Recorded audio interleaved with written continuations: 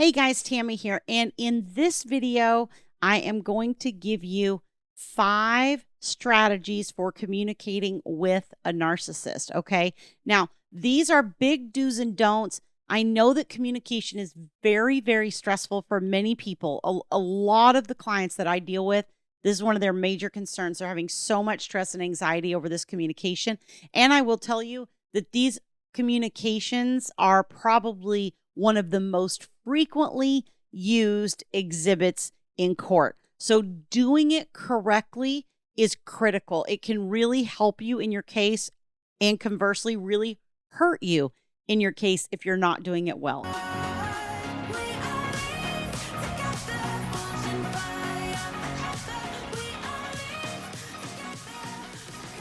I'm going to give you 5 strategies, but before I do that, let me just remind you, if you like this content, you find it helpful, please click like on this video. Also subscribe to the channel so that you get notified as new videos are released. And as I've been admonishing you, 70% of you watching this are not subscribed to my channel, okay? I show you love by creating content. You show me love by subscribing to the channel. Okay, so please do that. Now, the first thing I want to say about the communication is it's okay not to respond. Okay, unless you're under a court order to do so. Okay, if you're under a court order to do something, then you never listen to me in a video, okay? If I say something in a video that you don't have to do, but you have a court order that you're supposed to do it, you always follow the court order, okay? I try to be really careful how I'm wording things around that, but a lot of times people are ordered that they have to respond within a certain time frame, 24, 48 hours. If you're not, and you're not currently under any court orders like that, then I would say don't feel the need to respond to everything. I talked to a client today who was like, these messages are they're exhausting. Like the other parent attacks me. They tell me what a horrible parent that I am, how awful I am. This was a dad that I was talking to. He's like, Mom just attacks me. She just tells me how I'm just this horrible dad and how I've never loved our kids and never paid attention and blah, blah, blah, whatever. It just went on and on. Like he read it to me and it just went on and on. And I said to him, like, hey, there's nothing in there that you need to respond to. And he's like, yeah, but it's so upsetting. And it's like, yes, it is. But that's a separate issue, right? Okay, that's the emotional component, the fact that it's upsetting. That's the thing that you get on and talk to your coach about, right? About how upsetting this is and help you manage your feelings so that you don't react.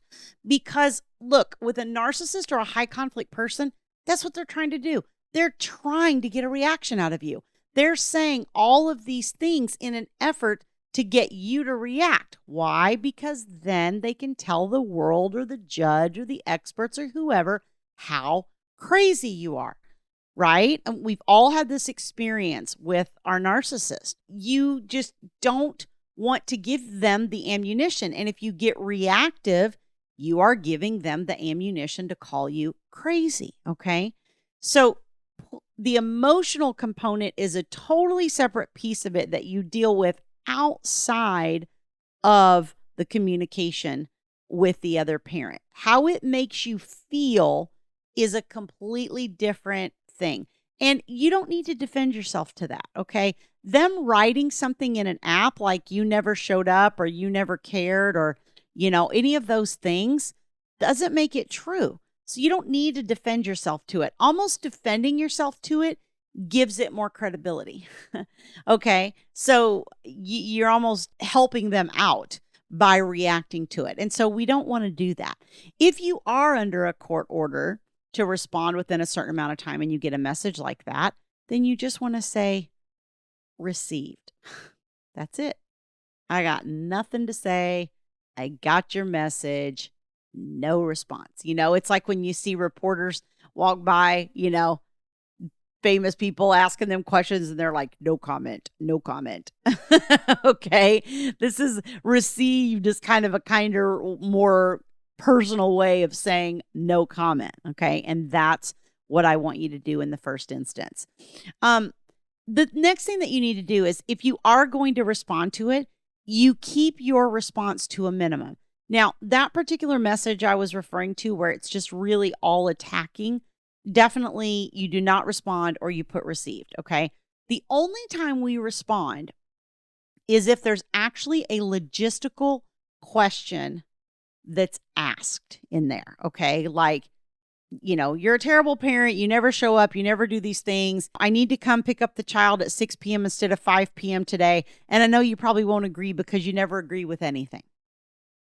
All right. So there is a logistical issue that we need to deal with, right? Can they change the pickup time to 6 p.m. or whatever? So you're either going to say, yeah, you can.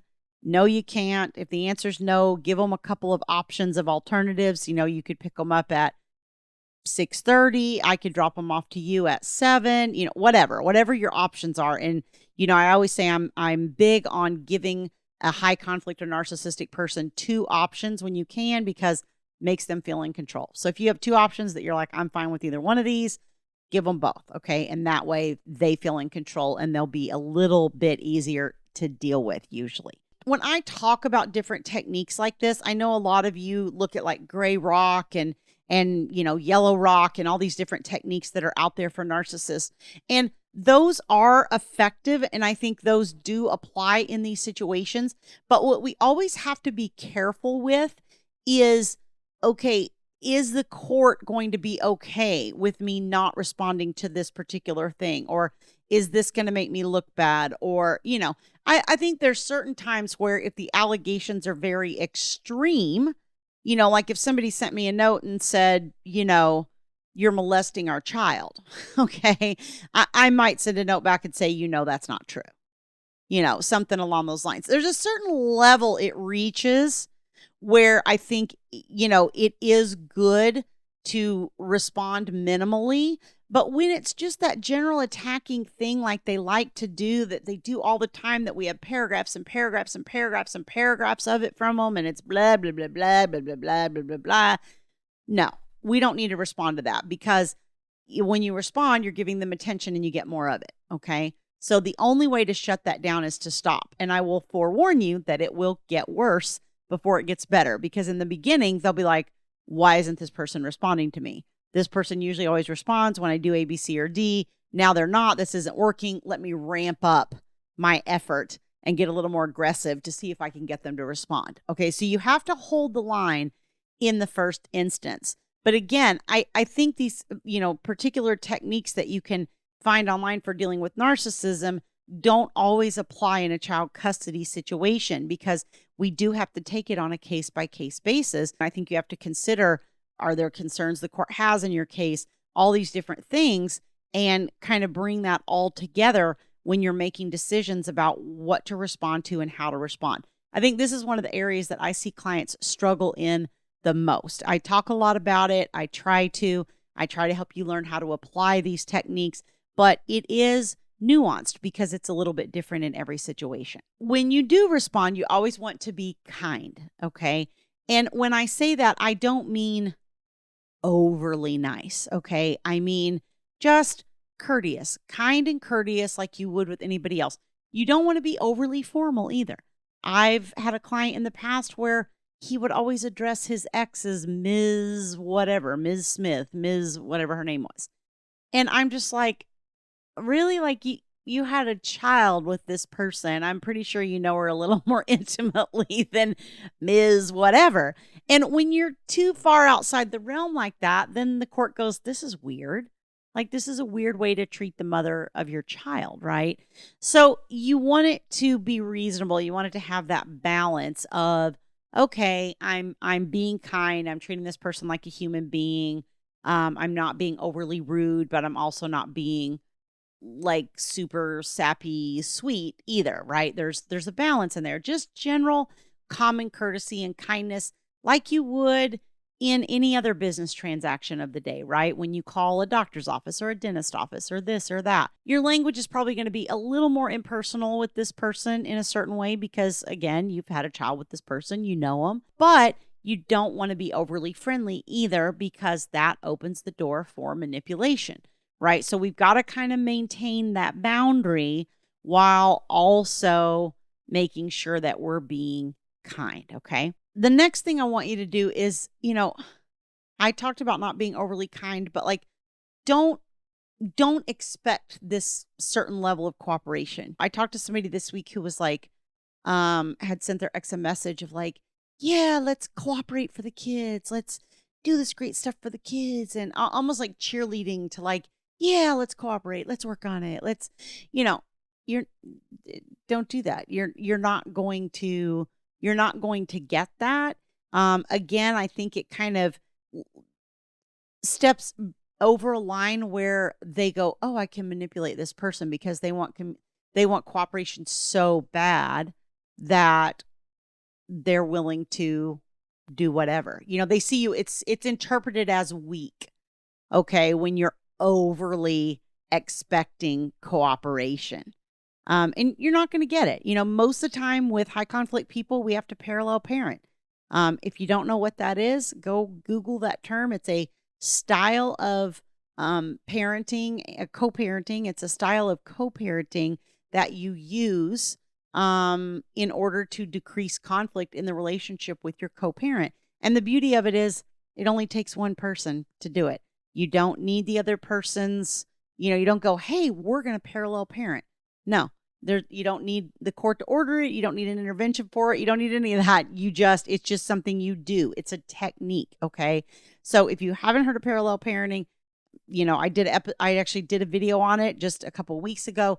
Go back and look at that. It'll teach you about that technique. But that's kind of what parallel parenting is essentially. It's being kind, being courteous, all those things, but not stepping over that boundary with the other parent to where you're sort of inviting them too much into your world. Okay. Because that is a recipe for conflict. The last tip I will give you is never let them see you sweat.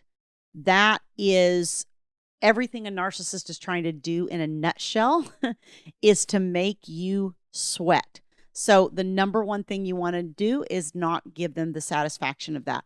When they think that you're in control and everything looks good from the outside, it decreases their ability to manipulate you or at least gives them the illusion that they're not able to manipulate you.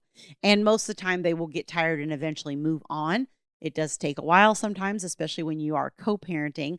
But if they do see you sweating and they see you all, anxious and rattled from their communication, or you're upset by something, or you're angry at them, or you don't like something they said to the kids and you chew them out about it or whatever, all that does is fuel their fire. Okay. Narcissists are very much reverse psychology. And it's not like you can just go, oh, these things upset me. Will you please stop doing them? No, if you say these things upset you, you're probably going to get more of them. So the best way to not get more of things that upset you is to ignore them and act like they don't bother you. Okay, so you have to never let them see you sweat. If you would like more tips on dealing with your narcissistic ex and your child custody situation, please go to divorceuniversityonline.com/VIP-coaching. There's a link on that page where you can book a time to speak to a member of my staff, learn more about my services, and how I might be able to support you on your child custody journey. See you guys next time.